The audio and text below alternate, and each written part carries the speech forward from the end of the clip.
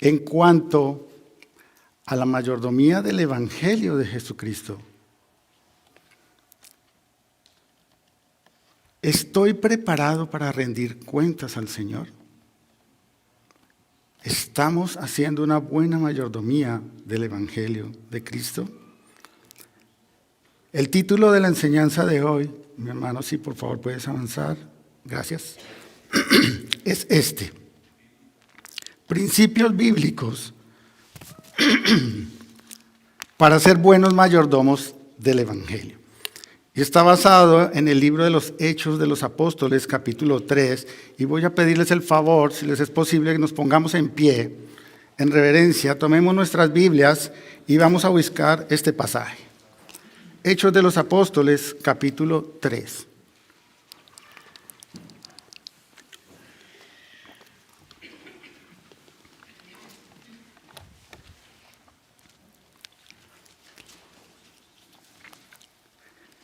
Hechos de los Apóstoles, capítulo 3. Vamos a estar leyendo desde el versículo 1 hasta el versículo 11. Yo tengo en mi mano la versión Reina Valera 1960. Independiente de esto, con la versión que tengan, por favor síganme en la lectura. ¿Ya lo tenemos todos? Amén. Hechos capítulo 3, versículo 1 al 11. Dice así la palabra del Señor. Pedro y Juan subían juntos al templo a la hora novena, la de la oración. Y era traído un hombre cojo de nacimiento, a quien ponían cada día a la puerta del templo, que se llama La Hermosa, para que pidiese limosna de los que entraban en el templo.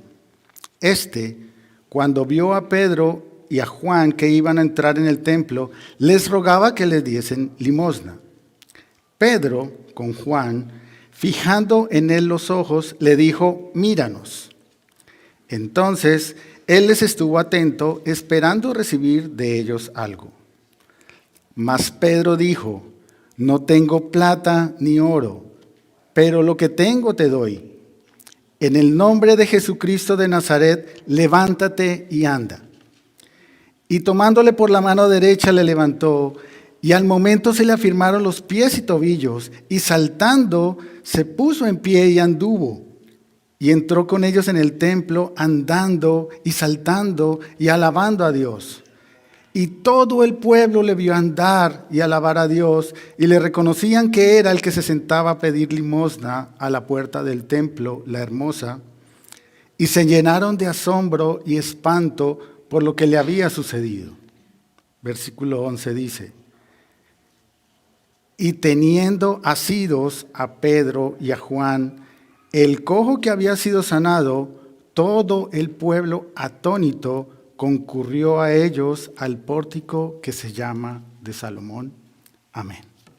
Oremos, hermanos. Bendito Padre Celestial, te damos muchas gracias por poder estar aquí un día más, Señor, en comunión con los hermanos, adorando tu santo nombre. Gracias te doy, Padre Santo, porque en tu perfecta voluntad nos has permitido abrir los ojos un día más y venir hasta este lugar, Señor, para darte gloria y honra como solo tú lo mereces. Gracias te doy porque podemos en esta tarde abrir tu palabra, escudriñar tu palabra, aprender de ella. Sabemos que hay lugares en los que esto no es permitido. Gracias te damos por esto, Señor. Pedimos que nos ayudes a estar atentos, a no distraernos. Enséñanos, Señor, muéstranos tus verdades.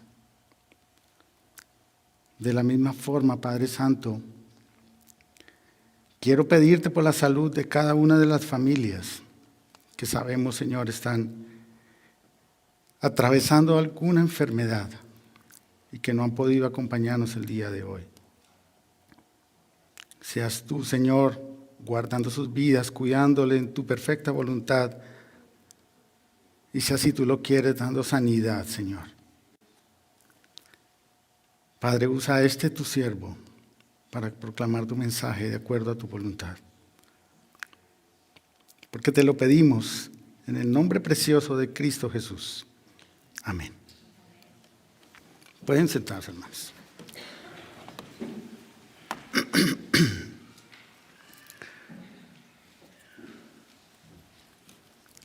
Acabamos de leer un registro histórico de un evento que sucedió en un lugar específico. Pero antes de que sucediera este evento, hubo otros eventos allí en Jerusalén. En poco menos de 2 meses, el Señor Jesús había sido capturado, había sido crucificado, sepultado, resucitado y ascendido. Todo eso allí cerca de donde está Pedro y Juan. Pero antes de que el Señor ascendiera a los cielos, les dijo algo. Por favor, devolvámonos unas cuantas páginas al capítulo 1 de los Hechos de los Apóstoles, en el versículo 8.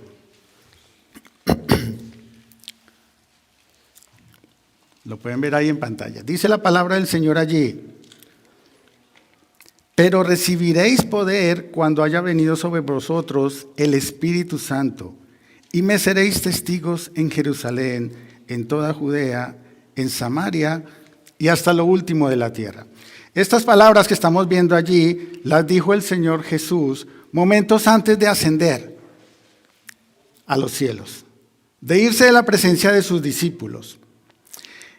Y este versículo me hace recordar una enseñanza que me dio un pastor que quiero mucho allí en Colombia. Me decía, si nosotros leemos bien este pasaje, podemos resumir todo el libro de los Hechos de los Apóstoles en 3 movimientos. Presten mucha atención, es muy fácil. ¿Están atentos todos?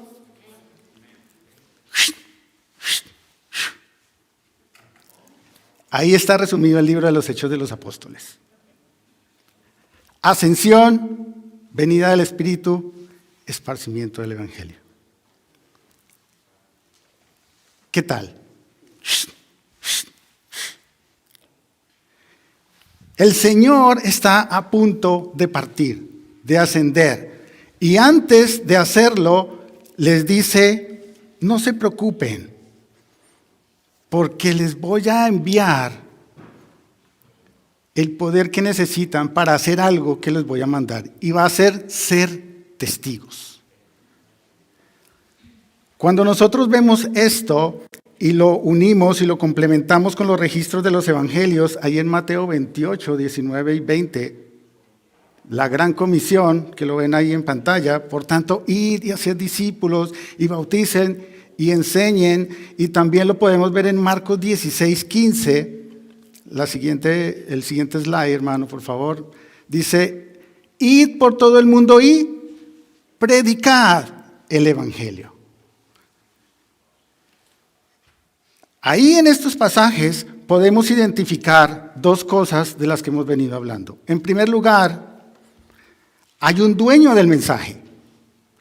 Podemos identificar la propiedad del evangelio. Dios fue el diseñador, el ejecutor, y ahora es quien delega el mensaje del evangelio. Pero también podemos ver la provisión. Si me puedes ayudar con el siguiente slide, por favor, hermano. Dale. ¿No sale? Bueno, no importa, yo continúo. Identificamos en primer lugar propiedad. En segundo lugar, una provisión. El Espíritu Santo daría poder para poder, valga la redundancia, proclamar ese mensaje. Y si nosotros avanzamos en Hechos, en el capítulo 2, días después de lo que acabamos de leer en capítulo 1, versículo 8, sucedió.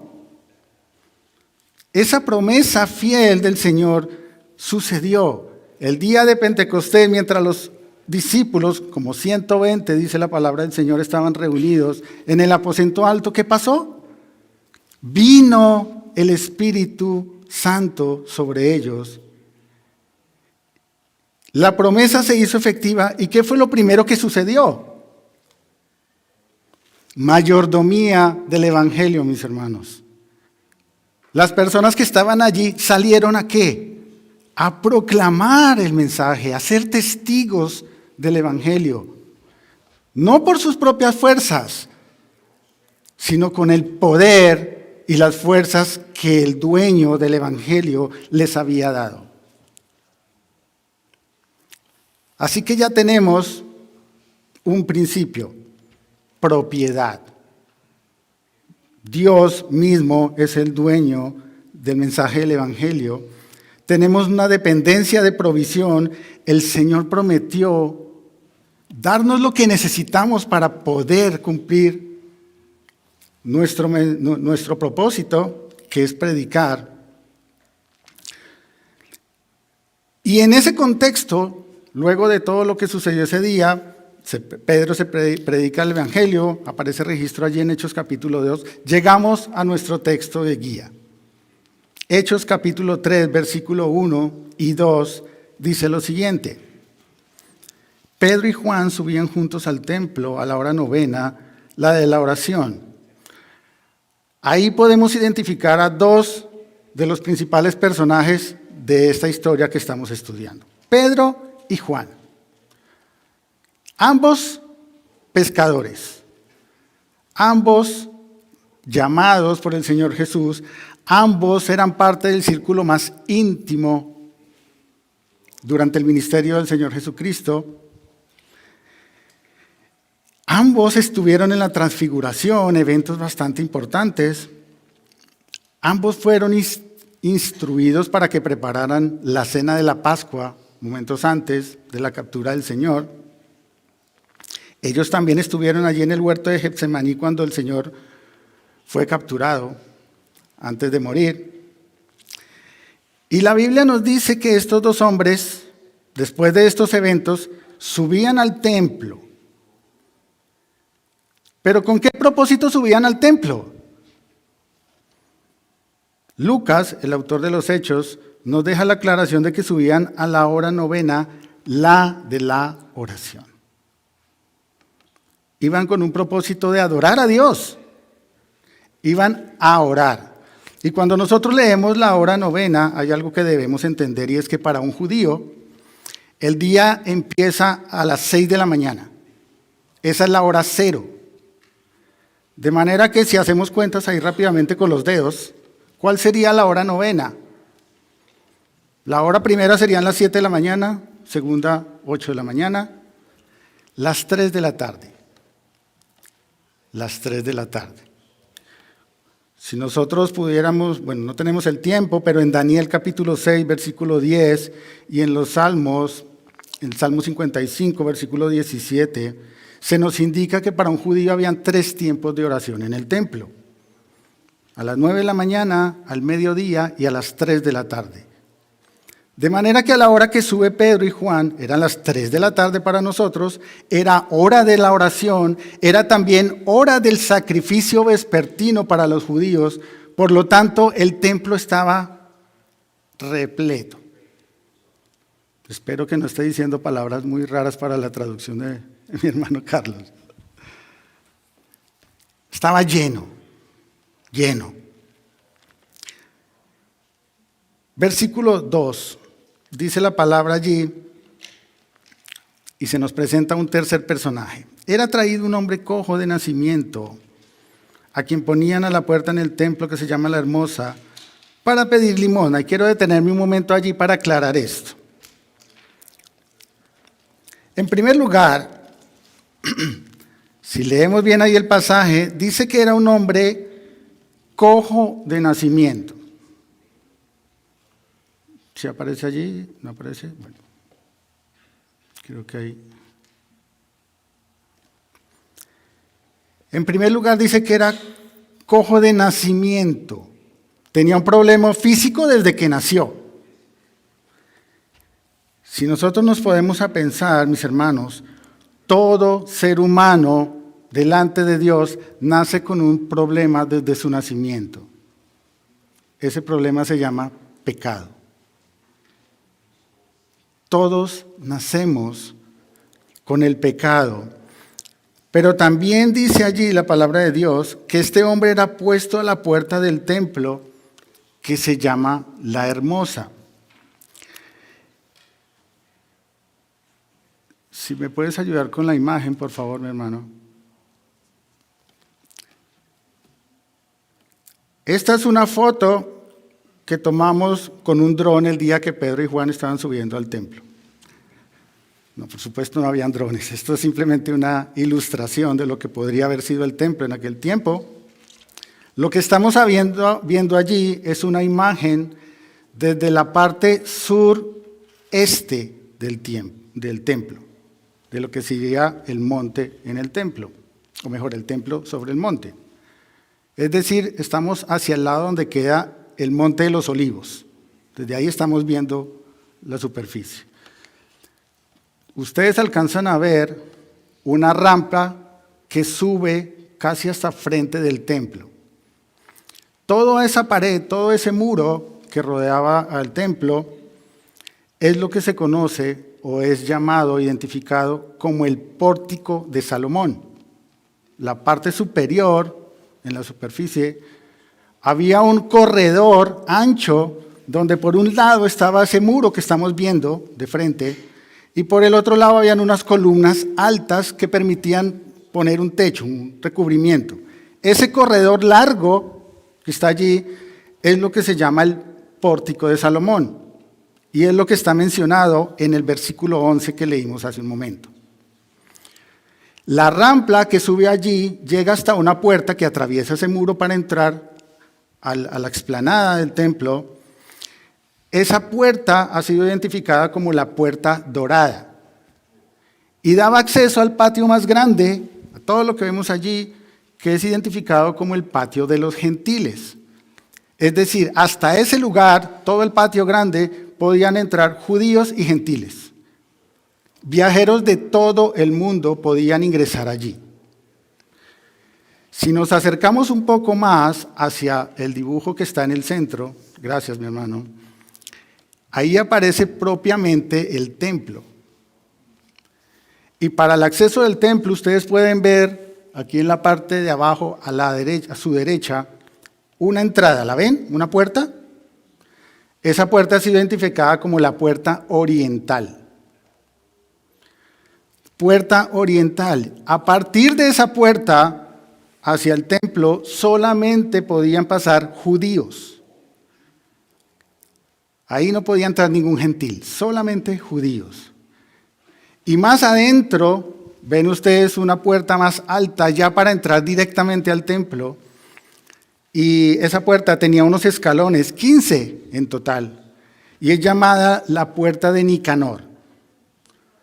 Esta puerta era enorme, era hecha con un cobre muy costoso, en aquel tiempo más costoso que el mismo oro y la plata. Y es interesante porque Pedro después dice, no tengo oro ni plata. Muy costosa. Y para llegar hasta esa puerta, al subir esos escalones, 15, se dice que las personas que llegaban allí, por cada escalón a presentar sus ofrendas, debían recitar uno de los salmos que aparece entre el Salmo 120 y el 134. Interesante. A partir de esa puerta hacia el templo, solamente podían entrar sacerdotes de la tribu de Leví. Entonces, si podemos entender el diagrama que les estoy mostrando, para entrar al templo habían 3 puertas casi de frente, alineadas. Lamentablemente al día de hoy, ningún erudito ha podido identificar con claridad cuál de las 3 es la puerta la hermosa. Pero lo que sí podemos saber es que, de acuerdo a la ley judía en aquel momento, hablando de Levítico capítulo 21, era prohibido rotundamente que cualquier persona que fuera cojo o tuviera un defecto físico le faltara un ojo, le faltara una mano o cualquier tipo de enfermedad, podría entrar a los atrios del templo a servir como sacerdote. Es decir, una persona en las condiciones de este hombre del cual acabamos de leer, tenía rotundamente prohibido entrar al templo. Nunca en su vida podría haber entrado a un templo a acercarse a Dios, a orar. Así que es posible que este hombre haya estado colocado a las puertas a la puerta oriental, a las afueras de la puerta oriental, o a las afueras de la puerta dorada. Inmediatamente se sube la rampa. En uno de esos lugares lo más posible. Aunque no lo sabemos, lo que sí sabemos es que este hombre estaba puesto allí todos los días para pedir limosna, por lo cual, ¿cuál era el propósito de este hombre? Si el propósito de Pedro y Juan era llegar a adorar a Dios y orar, el propósito de este hombre era puramente monetario. Simplemente estaba allí esperando a que alguien pasara para satisfacer una necesidad. Esperaban dinero, quizás para comprar algo de comer, que le ayudara a mantener o quitarse el hambre temporalmente. Mis hermanos, este hombre bien podría ser o nos podía dar verdades acerca de lo que es una persona sin Cristo. Una persona sin Cristo nace, desde su nacimiento tiene pecado. Desde su nacimiento está procurando solamente vanidad, cosas que el mundo le ofrezca, cosas temporales, que no le van a dar satisfacción total. Y una persona con pecado, por más que se esfuerce, por más de que tenga o quiera hacer buenas obras, no puede entrar a la presencia de Dios. Quedaría relegado afuera. Bajo ninguna circunstancia puede entrar. ¿Saben, mis hermanos? Este hombre nos muestra lo que éramos cada uno de nosotros antes de conocer a Cristo.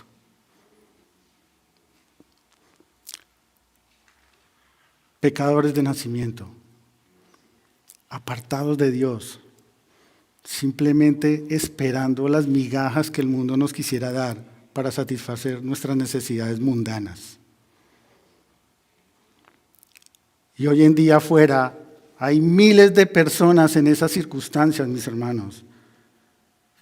Y a veces nosotros como creyentes simplemente pasamos y los vemos tirados allí a la puerta del templo y pasamos derecho. Qué importante es, mis hermanos, entender el tercer principio que nos muestra la palabra de Dios acerca de la mayordomía, y es el principio de la responsabilidad. El dueño del mensaje, Dios, nos ha dado una orden: id y predicad el evangelio. Y un mayordomo responsable, mis hermanos, frente a una situación, al ver a una persona perdida, debe procurar tener compasión por los perdidos. Qué importante para cada uno de nosotros, mis hermanos, cultivar esa compasión por los perdidos. De manera que ya tenemos tres principios allí. En primer lugar, propiedad. Dios es el dueño del evangelio y nos ha dado una orden: proclamarla. En segundo lugar, dependencia de su provisión. Nos ha dado todo lo que necesitamos. El poder del Espíritu Santo mora en el creyente para ser testigo. Y en tercer lugar, responsabilidad. Tenemos una responsabilidad delante de Dios de proclamar ese mensaje, mis hermanos. ¿Saben? Aunque a veces no nos gusta escucharlo, debemos entenderlo muy bien. Dios no espera tu opinión. Dios espera tu obediencia. lo repito una vez más, Dios no espera tu opinión o nuestra opinión. Dios espera nuestra obediencia. Cuando el Señor dijo, id y predicar el Evangelio, no es una opción para nosotros, mis hermanos. ¿Será que hoy sí? Déjame pensarlo, Señor. Vamos a ver. Depende del ánimo con que amanezca.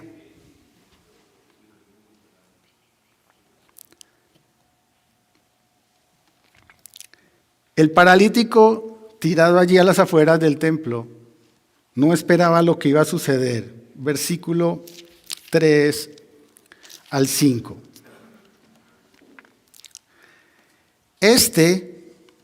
Hablando del paralítico, cuando vio a Pedro y a Juan que iban a entrar al templo, les rogaba que le diesen limosna.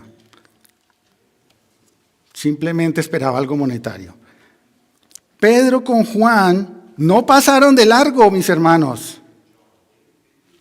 Se detuvieron allí. Dice la palabra de Dios, fijando en él los ojos, teniendo misericordia de este hombre, y le dijo, míranos. Esa palabra míranos es una palabra de orden, de mandato, lo cual nos indica que ellos querían que con su compasión llamar la atención completa de este hombre. De manera que dice allí el versículo 5, entonces él estuvo atento esperando recibir de ellos algo. Imaginen la escena, mis hermanos. El hombre allí tirado en el piso, simplemente esperando algo. Pasa Pedro, pasa Juan, paran al lado de ellos, lo miran, se acercan, le dicen, míranos. Esperando dinero. Y ocurre algo increíble allí, versículo 6. Pedro dijo, recuerden que por ahí cerca estaba la puerta de Nicanor, ¿no? Lujosa. No tengo plata ni oro, pero lo que tengo, te doy. En el nombre de Jesucristo de Nazaret, levántate y anda. ¡Wow! ¡Wow! A veces nos limitamos porque no tenemos dinero, hermanos, en compartir el Evangelio. O ponemos miles de excusas para no hacerlo. Pedro le dice estas palabras poderosas al hombre. Noten esto. De lo que tengo te doy, en el nombre de Jesucristo de Nazaret. Y ahí vemos el cuarto principio en esa sencilla frase. Y el cuarto principio, mis hermanos, es que cuando vamos a predicar el Evangelio, debemos procurar fervientemente y con anhelo, con fuerza, dirigir los ojos a Cristo y solo a Cristo. Allí estaban los dos de pie, pero él lo hizo muy personal, en el nombre de. Y luego dice Jesucristo, que es un nombre compuesto. El nombre de Jesús era común, seguramente si le hablaban de Jesús, todo el mundo sabía lo que acababa de suceder porque era muy reciente. Que el maestro de Nazaret, que lo capturaron, que lo crucificaron, que murió, que dicen que resucitó, que ascendió. Pero Pablo añade allí Cristo, Jesucristo. Cualquier judío que estuviera alrededor de él inmediatamente entendería que le está diciendo Jesús es el Mesías y en su poder, levántate. Todo el que escuchó fue dirigido directamente la atención hacia Cristo Jesús, no hacia ellos. Propiedad, dependencia de su provisión, responsabilidad. Y en cuarto lugar, dirigir la atención a Cristo y solo a Cristo.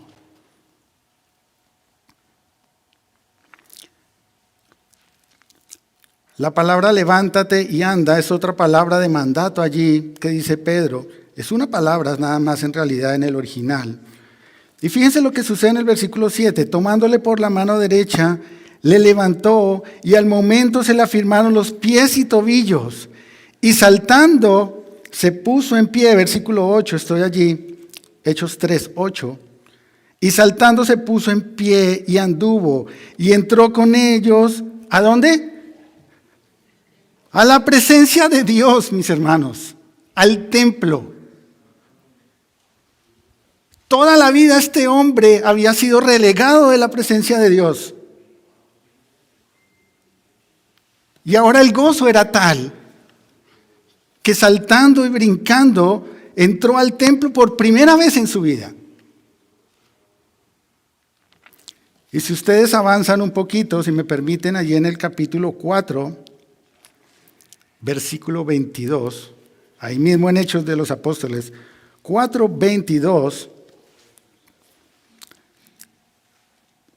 dice la palabra de Dios allí, ya que el hombre a quien se había hecho este milagro de sanidad tenía más de 40 años. No sé cuántos años tuviste tú cuando entregaste tu vida al Señor. 40 años este hombre afuera.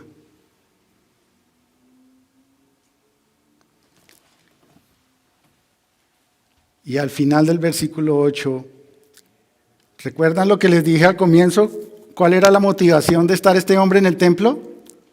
Cosas materiales para buscar satisfacción. Ahora estaba dentro del templo y ¿cuál era su motivación? Versículo 8 al final. Alabando a Dios. Alabando a Dios. Te pregunto, mi hermano, mi hermana, ¿cuál es tu motivación en llegar cada domingo al templo?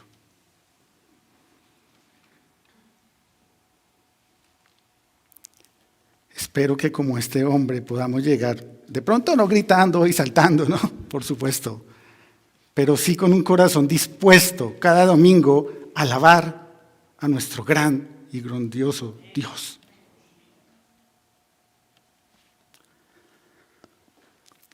Versículo 9 al 11. Dice allí, y todo el pueblo le vio andar y alabar a Dios, y le reconocían que era el que se sentaba a pedir limosna a la puerta del templo. Imagínense, tenía 40 años. Y se llenaron de asombro y espanto por lo que había sucedido, y teniendo asidos a Pedro y a Juan, la palabra asidos quiere decir, los agarró, los cogió.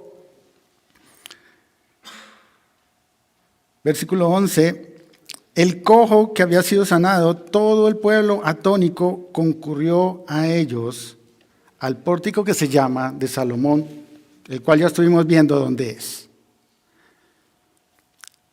Pedro, Juan y este hombre, cuyo nombre no se nos revela en la palabra de Dios, están ahora allí frente a una increíble oportunidad. ¿Para qué? Para predicar el evangelio. Estamos hablando de principios para la mayordomía del evangelio y ustedes dirán, aquí hay es una sanidad. ¿Cuándo se predicó el evangelio? Ahí está la oportunidad. Se dio todo gracias a la guía del Espíritu en estos varones. Todo se dispuso, están en el templo, en plena ola de la oración, lleno el templo, y se levanta Pedro por segunda vez de lo que están escritos en Hechos de los Apóstoles y expone con claridad el evangelio. Fíjense lo que dice, por ejemplo, allí,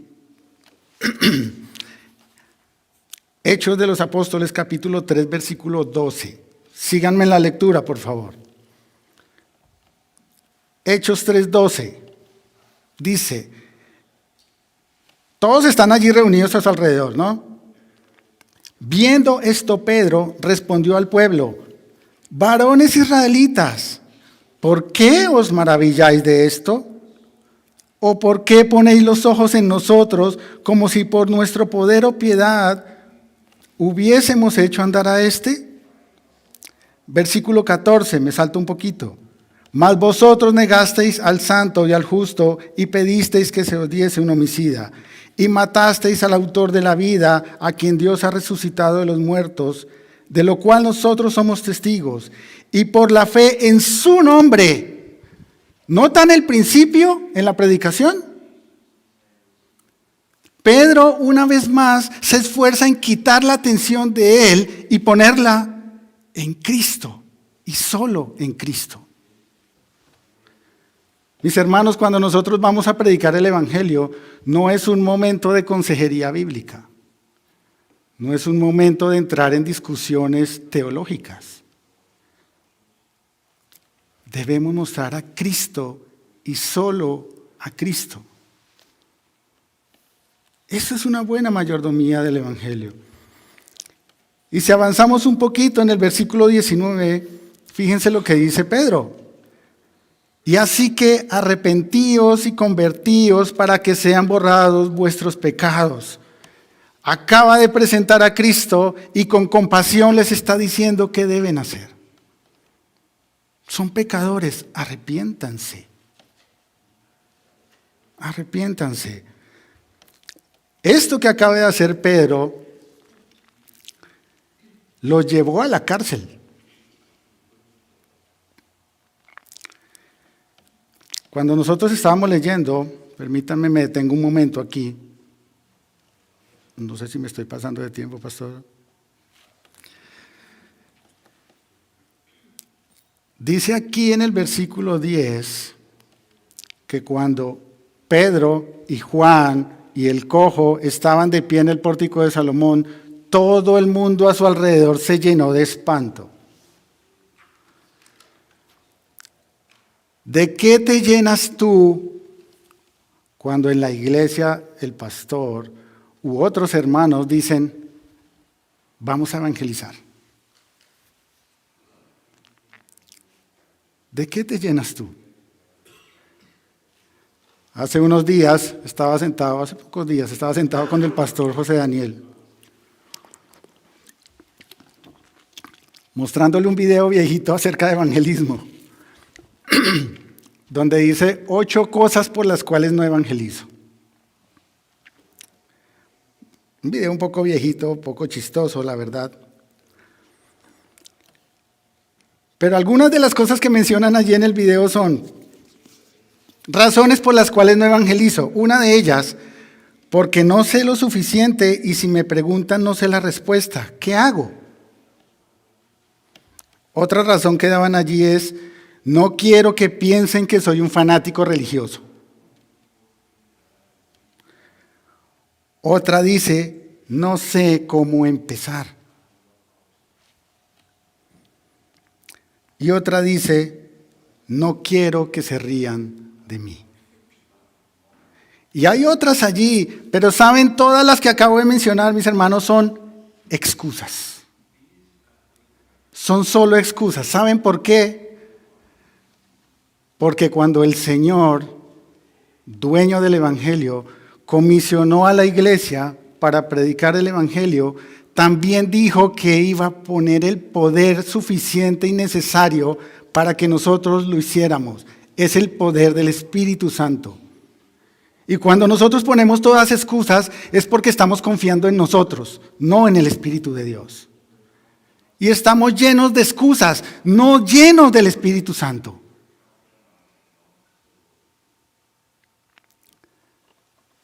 Si tú que me escuchas tienes una relación personal con Cristo, sabes que el Espíritu de Dios mora en ti. El poder está allí. Deja que trabaje en tu vida para que puedas ser un buen mayordomo del Evangelio. Y cuando llegue el momento, deja que Él haga el trabajo. Después de que Pedro y Juan fueron puestos en la cárcel, él predicó lo mismo, él predicó a Cristo, llamó al arrepentimiento, luego fueron azotados, fueron amenazados. ¿Y saben qué pasó cuando llegaron allí y se reunieron de nuevo? Oraron, hermanos, de nuevo, pidiendo el poder de Dios, ¿para qué? para que no se les tuviera en cuenta el pecado a estos hombres y les diera a ellos denuedo, claridad para predicar de nuevo el mensaje, sin temor, sin excusas.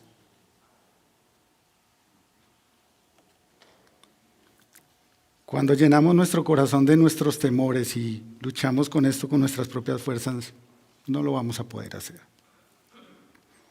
Debemos ser llenos del Espíritu de Dios para esto, mis hermanos. Así que hemos visto, a partir de este pasaje, y los invito para que puedan leer estos primeros 4 capítulos de los Hechos de los Apóstoles con detenimiento, y puedan ver que están allí una y otra vez. En primer lugar, si me puedes ayudar, mi hermano, con el último slide. Principios bíblicos para ser buenos mayordomos del Evangelio. En primer lugar, entender, recordar y reconocer que hay un dueño del Evangelio y es Dios. Él es el dueño, el ejecutor y es quien ha delegado en la iglesia la mayordomía de este. En segundo lugar, responsabilidad. El dueño nos ha delegado la responsabilidad de ir a predicarlo. Y como lo puse en un slide en rojo, Dios no espera nuestra opinión, espera obediencia. Y para esa obediencia debemos confiar, en tercer lugar, o en segundo lugar allí que lo tienen enumerado, en la dependencia de su provisión, no en nuestras propias fuerzas. En cuarto lugar, cuando el Señor ponga esa oportunidad en donde quiera que estemos, transportándonos en el transporte público hacia el trabajo, o en el estudio, o en la calle, en un centro comercial, si el Señor te pone la responsabilidad y ves la oportunidad de predicar, confía en el Señor y hazlo. Allí en silencio puedes orar al Señor, dame fuerzas para hacerlo, para cumplir, para obedecer. Y cuando lo hagas, dirige a esa persona a Cristo y solo a Cristo. Cristo y solo a Cristo. Y por último, no podemos olvidar, por supuesto, mis hermanos, el anuncio de que el Señor va a regresar. Él va a venir a pedirnos cuenta y un día tú y yo vamos a estar delante de Dios y nos va a preguntar, ¿qué hiciste con este mensaje que te delegué? ¿Cómo lo administraste? ¿Cómo hiciste la mayordomía?